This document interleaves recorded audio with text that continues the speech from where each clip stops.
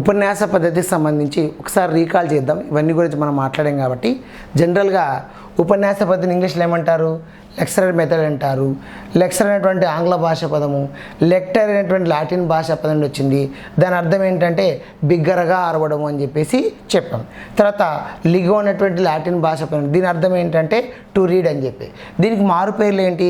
వివరించే పద్ధతి, వ్యాఖ్యాన పద్ధతి, పొదుపైన పద్ధతి, చాక్ అండ్ టాక్ మెథడు, ఉమ్మడి సామాన్య బోధనా పద్ధతి అంటారు.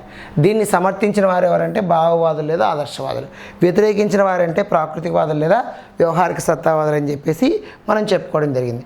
ఆ తర్వాత మనం పరిశీలిస్తే ఉపన్యాస పద్ధతి యొక్క దానికి సంబంధించినటువంటి పద్ధతి విధానం ఎట్లుండాలి అంటే ఫస్ట్ ఉపోద్ఘాతం చెప్పాలి, దాని లెసన్ గురించి ఉపోద్ఘాతం.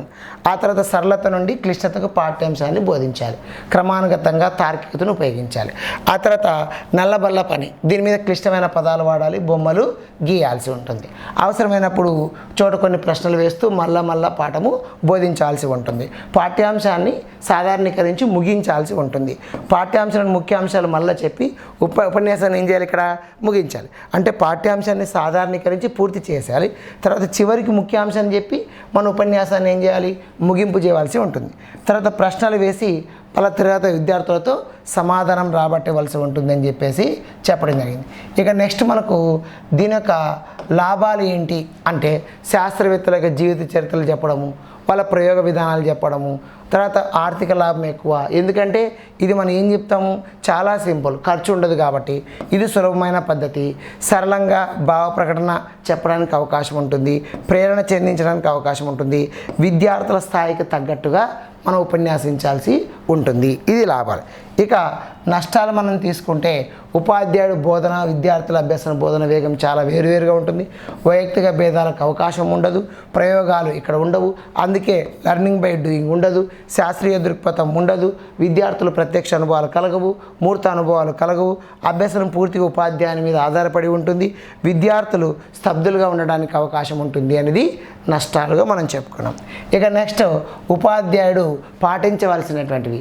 ఉపన్యాస పద్ధతిలో ఉపాధ్యాయుని యొక్క మూర్తిమత్వము, అతని యొక్క వస్త్రధారణ అనేటువంటిది, తర్వాత విద్యార్థులతో స్నేహపూర్వకంగా ఉండవలసి ఉంటుంది. మరియు ఉపాధ్యాయుడు ఎప్పుడు ఎలా ఉండాలి? తిరుగుతూ ఉండాలి, స్తబ్దంగా ఒక చోట ఉండకూడదు. తర్వాత నల్లబలను ఉపయోగించాలి. విద్యార్థులు కూడా రాసినటువంటి నల్లబల మీద వాటిని విద్యార్థులు కూడా రాసుకోవాల్సి ఉంటుంది. అయితే ఉపన్యాస పద్ధతిలో ఊత పదాలు వాడకూడదు. ఓకే, సరేనా, ఓకే అని అంటుంటారు, అది వాడకూడదు. తర్వాత వ్యక్తిగత అలవాట్లు, నీకున్న వ్యక్తిగత అలవాట్లను పాఠశాల స్థాయిలో తరగతి గదిలో ఉపన్యాసంలో ఉపయోగించకూడదు. చాలామంది ఒకే డ్రింక్ చేస్తూ క్లాస్కి రావడము ఇట్లాంటివి చేయడం జరుగుతుంది. తర్వాత పాన్ పరాగ్ చేయడము, తర్వాత కొద్దిమంది ఇలా ఎప్పుడు దిగుతూ ఉంటారు, తర్వాత ఇట్లా అనుకోవడము లేదా ఇలాంటి వ్యక్తిగత అలవాట్లు ఉపన్యాస పద్ధతిలో ఉండకూడదు. తర్వాత అంశాలను అనుసంధించాలి. అంటే ఉపాధ్యాయుడు ఉపన్యాస పద్ధతిలో ఇంతకుముందు ఏం చెప్పాడు, ఇప్పుడు ఏం చెప్పాడో క్రమ పద్ధతిలో చెప్పాల్సి ఉంటుంది. స్వరస్థాయి అవసరానికి మించి హెచ్చు తగుల్లో ఉండవలసి ఉంటుంది. విద్యార్థులతో మనం రాయించినటువంటి అంశాలు కొన్ని రాయించుకోవాల్సి ఉంటుంది. హాస్యాన్ని కూడా జోడించాలి.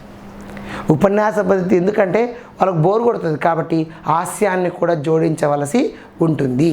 ఇది ఉపన్యాస పద్ధతికి సంబంధించినటువంటిది.